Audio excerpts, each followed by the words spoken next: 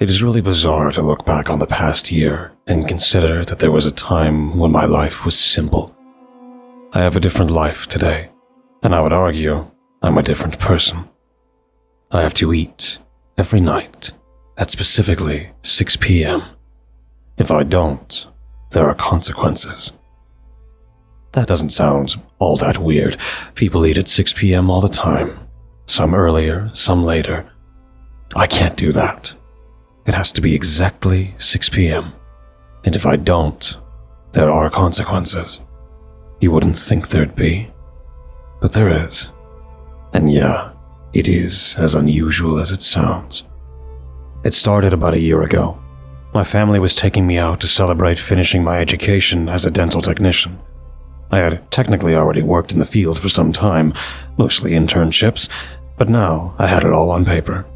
I was officially done, and I could get myself a real job. I had a couple of places lined up. My mom was really excited about it. She booked a table at a pretty pricey downtown restaurant.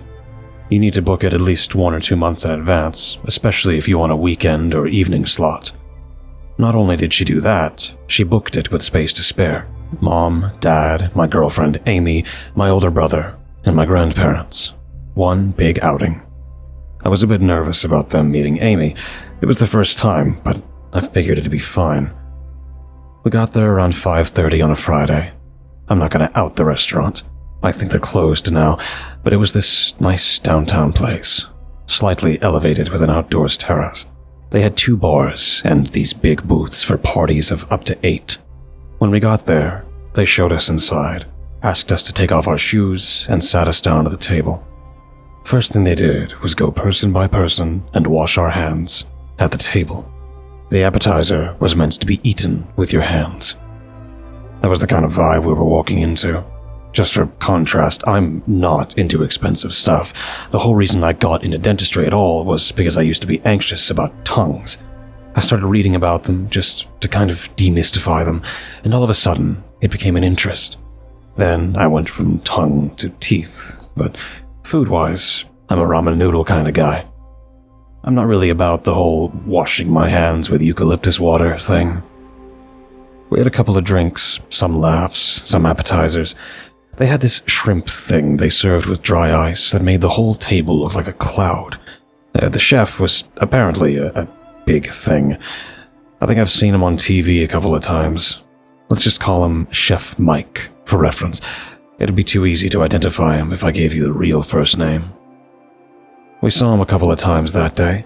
A lot of people were running in and out of the kitchen, and if you listened closely, you could hear someone yelling in the other room. As the clock closed in on 6 p.m., a waiter put down a plate right next to me. No one got a plate like that. It was a kind of zesty halibut with haricots verts and asparagus foam.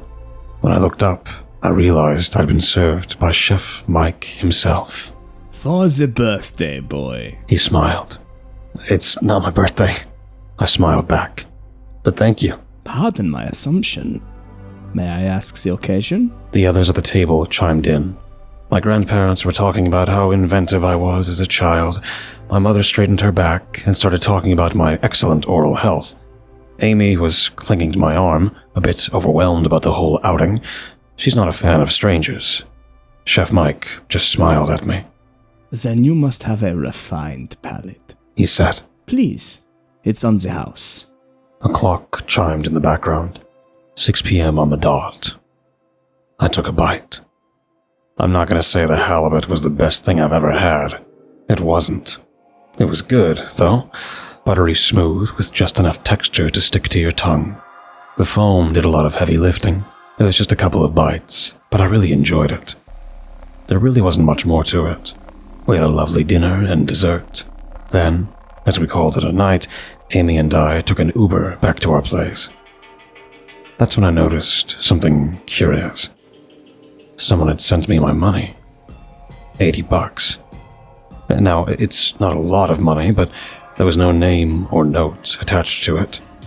I figured it was my parents wanting to give me a little extra to go out with Amy, but I wasn't sure. I chalked it up to miscommunication and sent out a, "Hey, thanks for the $80" in the family group chat. No one responded. I didn't really think about it. The next day, I was back to slurping up a bag of ramen noodles while doing paperwork. To be a bit extra fancy, I added some fresh bell peppers. I was halfway through an article when I got a notification.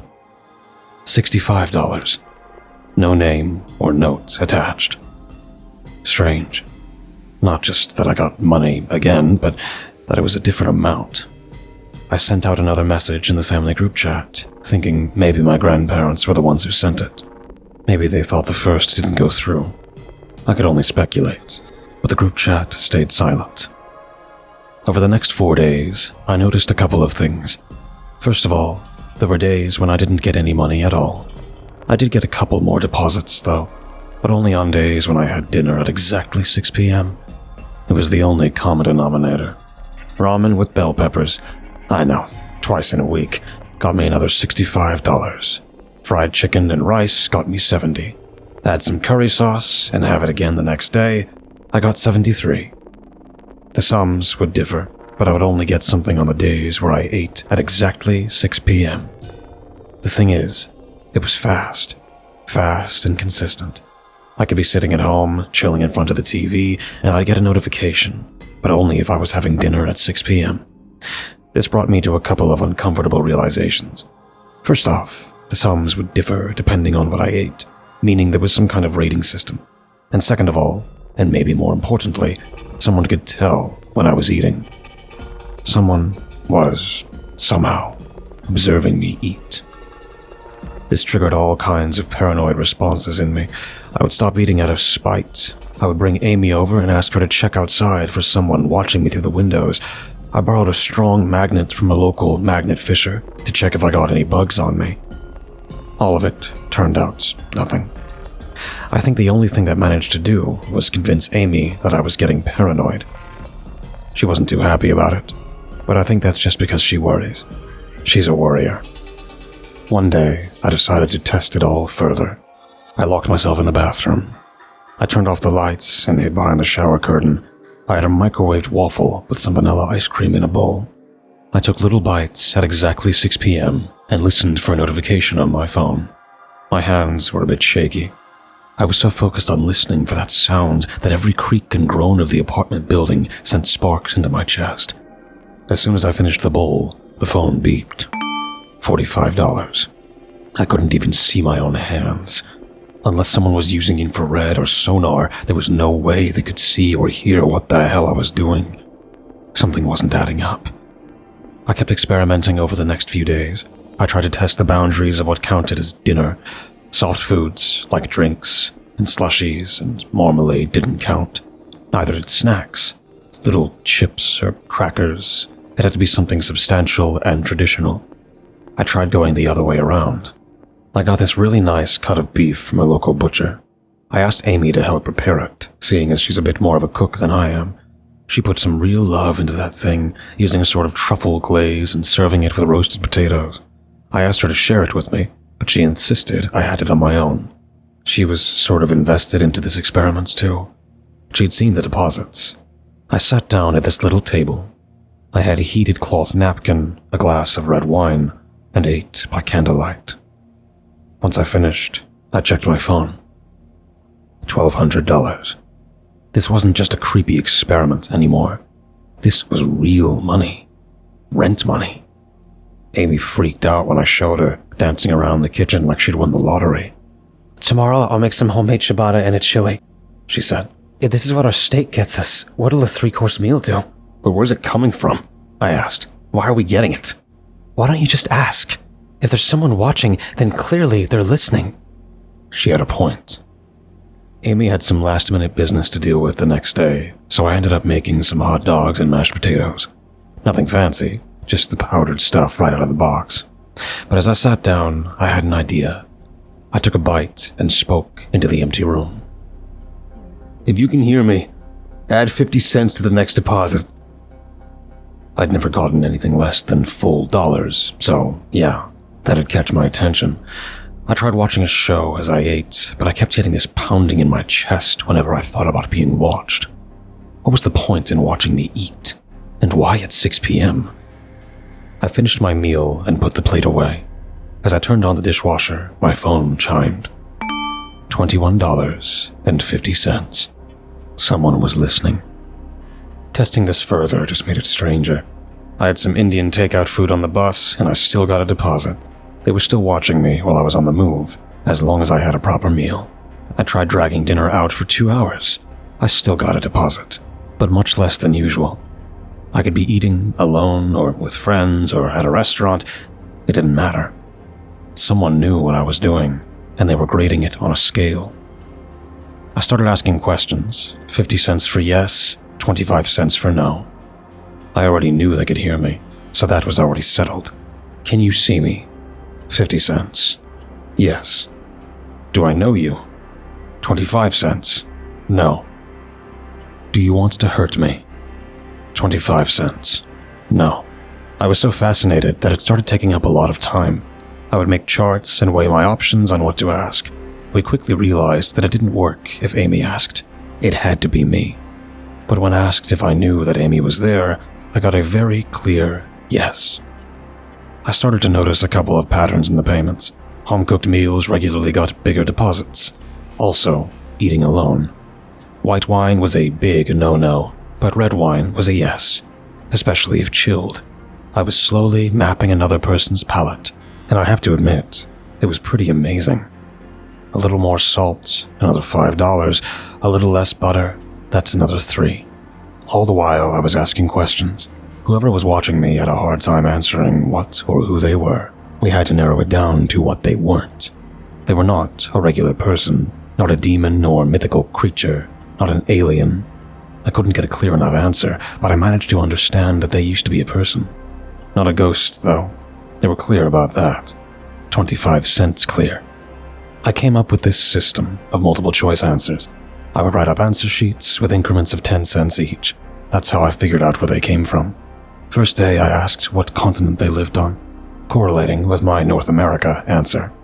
The next day, it pointed me to the United States. Makes sense, that's where I am. The third day, I asked them to write out the first letter of the state code. I got 19 cents, meaning S. The next day, I got 4 cents, meaning D. SD. South Dakota. Pretty far away. I tried to narrow down exactly where they were at, but after a while, they stopped answering. Turns out, they didn't know for sure. It was east of the river. That much I figured out. I got the impression that whoever I was communicating with wasn't entirely sure either. Some days, the question I asked took longer to respond to, and there's been a delay before I got the deposit. All the while, I was raking in some pretty good money. I was averaging $150 a day just from sticking to this dinner schedule. Amy didn't ask too many questions. We could really use the money if we wanted to get a bigger place. But I had to start asking some uncomfortable questions. I couldn't get over what kind of deal I was actually making. Why would someone go to such lengths just to have me follow a strict schedule? And it was then, almost 2 months after that celebration dinner, that I got a visitor. It was a regular Tuesday. I had started my new job just a couple of weeks prior, so I was more tired than usual when I got home from work. All the tension of getting to know a new workplace just collapsed from my shoulders. Amy was working overtime, but she had prepared a recipe for me to make to ensure we got the most out of our daily mystery deposit. But that's when I got a knock on the door. Now, I get visitors every now and then. My parents, friends, Amy's friends. But this was someone I hadn't seen at my door before. Looking through the people, I realized I was looking at none other than our local celebrity chef, Chef Mike. I opened the door, scratching my head. Hey, He said, dropping the TV persona. remember me? Yeah, sure, I said. What are you doing here? Have you been getting the payments?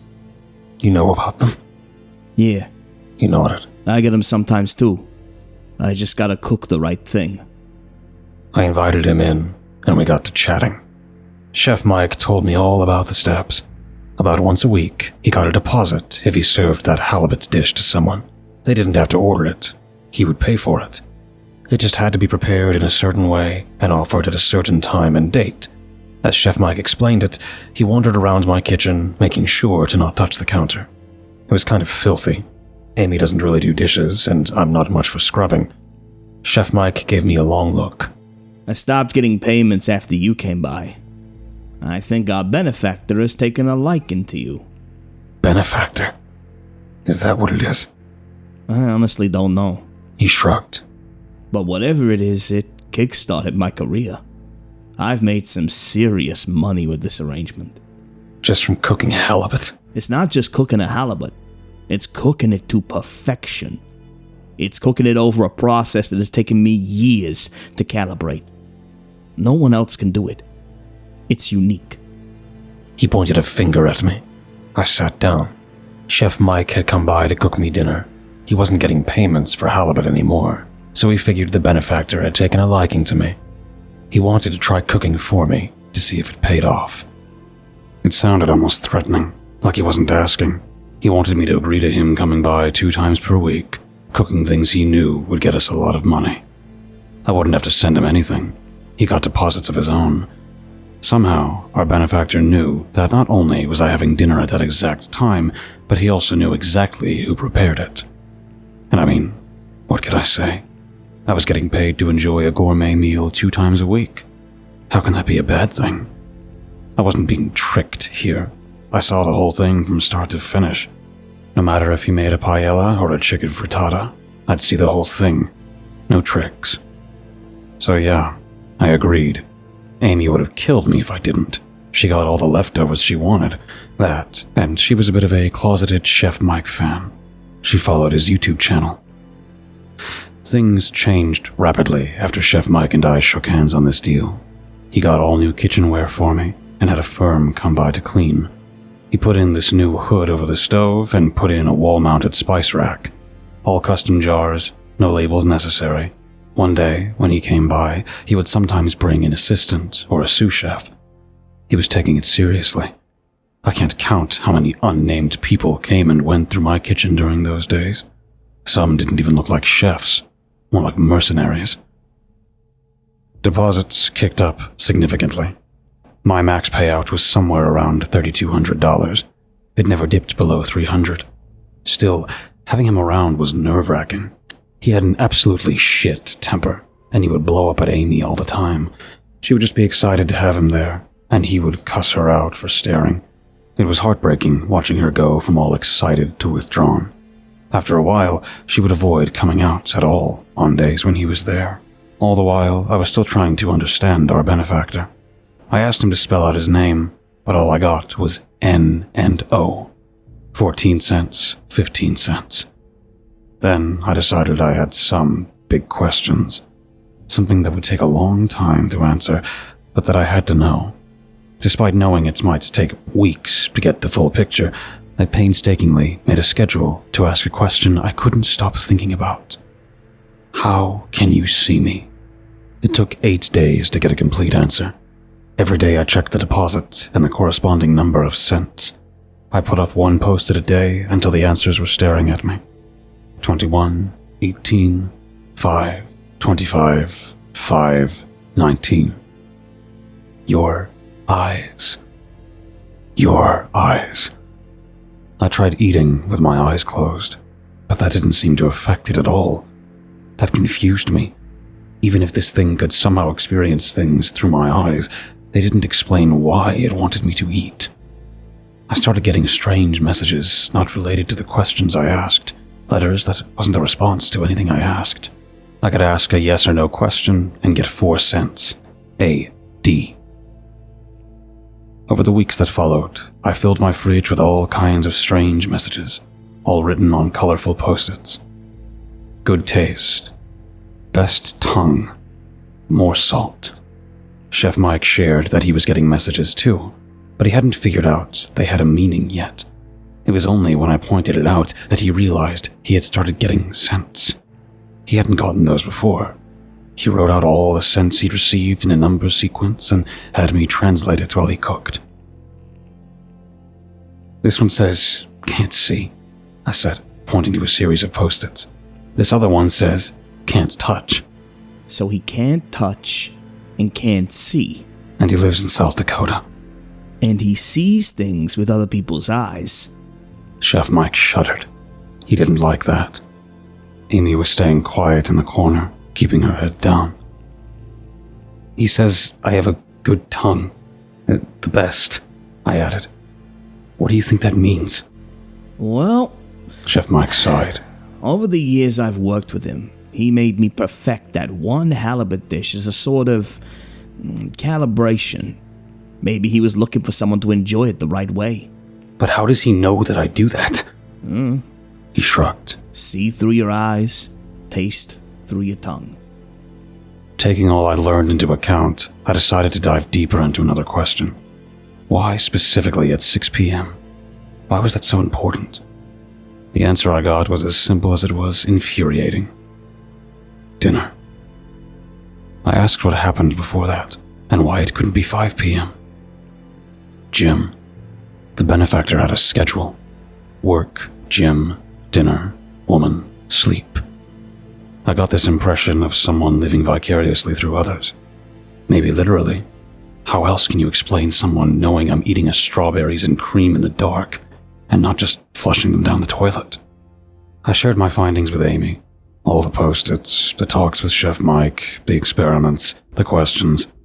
I showed her my conclusions and suspicions, drawing it out on my iPad like I was mapping a conspiracy theory. Red lines from one circle to another, dates, answers. I had printed out pages of deposits and highlighted every cent, just in case. I'd checked if the full dollar amount was anything too. It wasn't. And that rating, it was getting intricate. The benefactor had a very particular palate. It enjoyed beef the most. Well done, surprisingly. Grilled was a no-go, but it enjoyed the barbecue and various glazes. There was a little upshoot whenever I had a pleasant appetizer, and even more if I finished with the dessert. Chef Mike managed to break the record with a $4,100 deposit after serving me a 4-course meal. But man, it was awkward. I was just sitting there, savoring it, while Amy watched from the other side of the room. I could tell she was having second thoughts about this entire thing. I couldn't blame her, but we were talking about big money by now. This was daily income in the potential thousands. Finally, at one point, she just flat out asked me about all of it. We were driving home from the grocery store, and she had me pull over. It was almost dinner time. We'd gotten stuck in traffic. I was a bit stressed, but I did as she asked. She put her hand on my shoulder. I think we should stop, she said. We got so much from this, there's gonna be a problem with it. I don't feel comfortable doing this. It's a lot of money, I agreed. But can we afford to stop? She nodded. We got a lot, I know, and we can put that to good use. But when's enough? Didn't you want to be a dental technician? I am a dental technician, I insisted. You spend more time on your charts and recipes, she said. That's all your time. It's income in the thousands, Amy. Thousands. And what do they get from you that's worth that kind of money? I didn't have an answer. My tongue felt dry. The clock was almost 6 p.m. I leaned back and smacked my seat. Amy recoiled a little, and I reached out to apologize. We were okay. It was just a lot. And I mean, yeah, she was right. I was being paid for something I didn't understand, and it was a lot of money. If I can't understand it, how can I consent to it? I decided to swallow my pride and agree with her. So that day, I skipped dinner, and for the next week, I kept that up. It was a bit strange stepping away from a strict schedule, and Chef Mike wasn't happy about it. He went back to making that halibut dish, looking for someone new to appease the benefactor. I would get these occasional messages like, "No one yet," and "You sure you still out?" The message that stuck with me the most was just, "Do you know how lucky you are?" I stopped responding after a while. Amy was doing a lot better. We started eating together again, and we could be a bit more spontaneous. It was a load off my shoulders, but I would still catch myself wondering at times.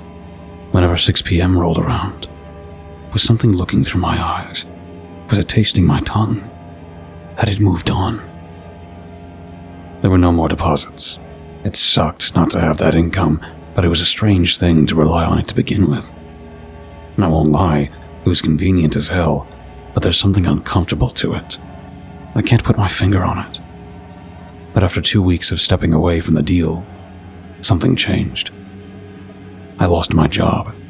I'm not saying I was the perfect employee, but I was doing a lot better now that I didn't have any distractions.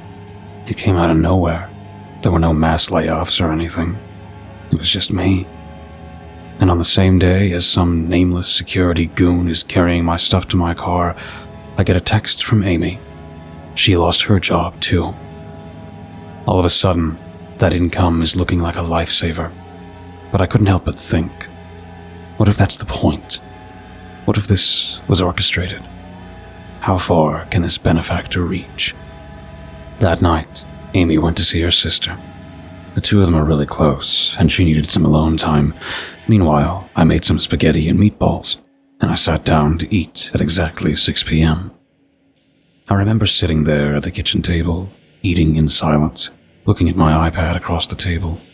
I'd written a question. Did you get us fired? 50 cents, yes. 25 cents, no. Every bite felt wrong, like someone was watching me from inside my mouth. Like there was someone else sitting in the same space as my body, savoring me like a goddamn juice box. It felt like I was putting on a show, making myself into a canvas to be painted on. But I finished the meal. There was a deposit later that night, $480.50. That's a yes. It got us fired. I didn't tell Amy about it. She thought we'd gotten away from that whole ordeal, and now it was threatening to pull us back in. I wanted to give her some peace of mind, so I decided I was going to do something about it. I had a plan to get this benefactor out of our lives once and for all. One evening, while she was out, I sat down at 6 p.m. with a new plan. I was going to make the benefactor turn away from me forever. And I could only see one way of doing that. I had lined up a plate with orange juice, toothpaste, diced onions, and mayonnaise. That and a spoon. I prepared an empty bucket next to me. My heart was making backflips as the clock crossed over to 6 p.m. When I did, I dug in and ate until I couldn't eat anymore. I ate and I got violently ill. There were no deposits that night. For a few days, it seems to work. I could eat at 6 p.m. without getting a deposit. It actually lightened my mood a lot. I didn't feel watched anymore. I think Amy noticed it too. She seemed a bit more at ease. Dinner time had become this unspoken stigma between us, but we'd started to look past it. We could joke about it, plan a little outing. We might even have dinner at 6 p.m. We moved back into a better routine. I took down the Post-its from the fridge. I deleted the documents with all my findings. I'll admit, I wasn't sure about that one. There's no harm in keeping a file on your computer, but then again, if I wanted to fully commit, I couldn't keep that stuff around. After much deliberation, I cleared it out. Things were looking up. I got a new job interview. Amy and I were looking at bigger apartments, hoping to find something within our price range. Not for now, but for when we both got back on our feet. But things don't always turn out like you want. It was the middle of the afternoon, and I'd spent my day talking to some old classmates. I was waiting for a response from a recruiter who'd shown some interest. I got out of my car at around 4 p.m., bringing some groceries along. The front door was open, so I figured Amy was at home. I did what I always did. I spoke out loud about my job. Mark got a new job, I said. Sounds like it wasn't just me that's been laid off. No response. I got some turkey breast. Figured we could make some... I looked down at my grocery bag. Turns out, someone had switched it. This wasn't what I'd bought. But for that to happen, they must have been in my car while I checked my phone. Looking up, there was a man in my living room. He was about 6'3", slim shoulders, thick horn-rimmed glasses, buzz cut, gray dress coat, simple blue jeans. Something in my blood froze when I saw him. I think I've seen him at Chef Mike's place. It was like coming face to face with a lion. All kinds of strange details just burned into my head. The way he laced his shoes, the silver ring on his left index finger, the slight hint of a scar on his neck, the tinted blue sunflower on the commercial rolling in the background. We just stared at each other for a second. I counted my breaths, trying to keep my brain from spiraling. I was making 100 plans at once, and they were all incomplete. Run, scream, shout, talk. Why aren't I talking? Do something. He burst into a sprint. I dropped my groceries and got about 5 steps before he caught my neck and pushed me down. I felt something cold, metallic, and heavy pushing against the back of my skull. "Not a word," he said. "Not a single goddamn word." The world turned black with a blindfold. I tried to listen for details, count my steps. There were more people, and they were trying to disorient me. They put a hood over my head and spun me around, pushing me to the ground a couple of times. I couldn't figure out the direction we were going. They threw me into a car, a big one by the sound of it. No one was talking, but I figured out they were at least 3 people. 2 up front, 1 in the back. The car ride was over 40 minutes, but we took a lot of turns. We might have been going in circles for a while. Once we came to a stop, they pulled me out and kept driving. I never even saw the car. Still, not a word from either of them. I was pulled inside a building and escorted down some stairs. A cellar. I was pushed into a cheap chair that scratched against an uneven stone floor. Then, there was a voice. "Time." 4:48. "Clear out." People left the room. Another chair squeaked as someone sat down across from me. They leaned in, making sure the chains on my hands were secured to the table. "Let me tell you about my job." The silence was unbearable. I could barely hear him over my own breathing. "I've had a job for 6 years," he said. "Best job I've ever had. Before this, I was ready to bite a bullet. I had no purpose, no income, nothing." He tapped something against my head. Then one day, a man walked past me, and I looked at him a little longer than I usually do. He looks weird, has a feel to him. And all of a sudden, I got $20. Just like that. So you know what I do. He leans in. I look a little closer. I follow him a little longer. Another $20. And you know what I find? This guy is a freak. He does some things that grown men ain't supposed to do. Things that hurt people. Good people. He leans back. Something metallic lands on the table. So instead of turning my gun on myself, I turn it on him, and I shit you not, 10 minutes later, I'm looking at a 5-figure payout out of goddamn nowhere. He taps the heavy object with his fingertip, spins it a little. Now I got a job. A very serious job. And I've learned to listen very, very well. And I don't ask questions. We sat there for a full hour. He had a wall clock that made this needlessly loud, ticking noise, so I wouldn't forget the seconds. I tried to calm my nerves and settle my breathing, but he would do something to constantly keep me on edge. I lost track of time completely after a while, and he was more than patient. Someone knocked on a door upstairs. A heavy door. Metal. Reinforced. The man got up from his chair. "That's your cue," he said. "It's showtime." I instantly recognize the voice as the door creaks open. Amy. They drag her down in chains, kicking and screaming. She yells my name, not that I can do anything. It's like reaching for a teddy bear. She's just screaming to get the fear out, and it aches in me not to be able to do anything. The man has a gun. Something small clinks onto the table in front of me when he pulls off the blindfold. I'm sitting in a dark basement. There are 8 men in the room, all armed with submachine guns. They've chained Amy to the wall. They got her purse tangled up, so they cut the strap off with a Bowie knife. They're all masked. Black masks, carbon fiber with felt over the eyes. They have different skin tones and builds. No visible tattoos. There's 6 plates in front of me. A bacon and water chestnut appetizer, Caesar salad with a mild cheese, lightly fried halibut with hollandaise sauce, and collard greens.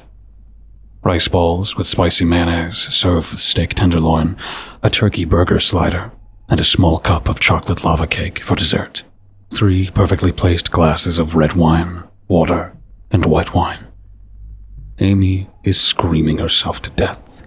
I can hear her voice breaking. I realize one of the men are behind her, and he's holding something. I can hear a leather strap just inches from the back of my head. He's pointing something at me. Once the clock turns to 6 p.m., one of the men nod at me. Bon appetit. I take my time with the dishes. I don't want to give them an excuse to shoot me in the back of the head. It all tastes like salt anyway. I must have bitten my tongue when they attacked me. The wine burns my tongue and my eyes water. A little blood drizzles out of the corner of my lips. Amy is a mess. She's on her knees repeating, please, over and over like a mantra. She's terrified of strangers, and the claustrophobia isn't helping. No one is budging. They're not even looking at her. I take bite after bite, knowing full well that I'm being looked at from the inside out. He can taste the salt on my tongue. He can feel the pieces sliding down my gullet. He can feel my nervous stomach rumbling as I force myself to chew. How can he want this? One of the men checked their watch. Send the chef home. Have our guest finish in 10 minutes or kill the girl. Make it a challenge. The man standing behind me huffs, grabs my head, and smashes it into the table. The table cracks a little. Cheap plastic, probably stolen from a yard. He doesn't have a gun. He has some kind of pop rivet. He's not killing me. He's going to hurt me. Bad. It takes me a moment to register the pain. He pulls out my tongue and pierces it with a rivet. Start the clock. I can't feel my tongue. My eyes water. I try to eat without chewing, but the salt feels like sticking my mouth into a wall socket. I bite, chew, and swallow. Bite, chew, swallow. I'm a machine. I'm doing this. Pain doesn't kill you, but by God, it's the worst I've ever felt. It's supposed to be good. It smells nice, but it sticks to my stomach lining like a sore cold. They're gonna kill her. I can see the gun. They're gonna kill her. I finish with a couple of minutes to spare. I almost choke on the white wine. I knocked over a couple of plates, and it looked like someone fed it all to a starving dog. I had barbecue glaze on my fingers. Hands are faster than forks. Looks good, one of them said. Hope you enjoyed your meal. Another one leans in from behind, tapping me on my shoulder with an automatic weapon. What time are you gonna have dinner tomorrow? He asked. It wasn't really a question. It would never be a question again. 6 p.m. I got $25. No cents. I still have my dinner at 6 p.m. to this day. I'd like to say Amy and I have found some kind of normalcy in all of this, but she turns pale every time I walk away to eat. We don't talk about it. We talk about everything but that.